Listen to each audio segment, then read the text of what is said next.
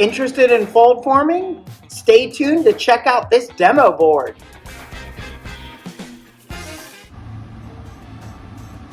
Hi, I'm James Thurman, faculty member at the University of North Texas in the metalsmithing and jewelry area. And recently we are fortunate to have Charles Lewton-Brain come and give us a workshop on fold forming. If you're not familiar with the technique, I don't have time to get into it in this video, but his book is just an absolutely amazing resource that can really get you up to speed on all the different types.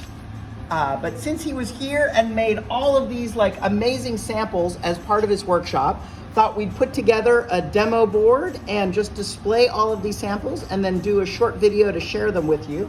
So we've organized them the way he organizes them in his book with different types of folds.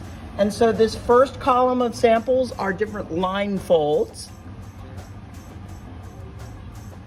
And you can see some of the different results there.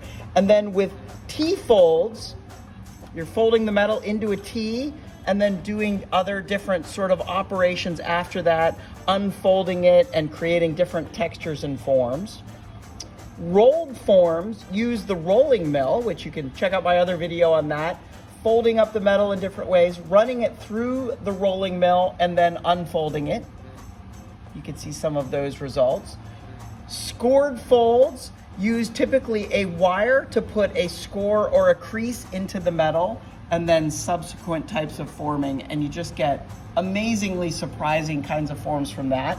And then maybe what people think of most with fold forming are the forged folds, where you're folding the metal over using different types of hammers, hammering on that metal and then expanding that resulting form out. And then the belly button technique is sort of different from everything else, but its own sort of surprising approach. So hopefully Charles Lewton-Brain is proud of our demo board that we put together to honor him and his great workshop that he gave here at the University of North Texas. Thanks for checking it out.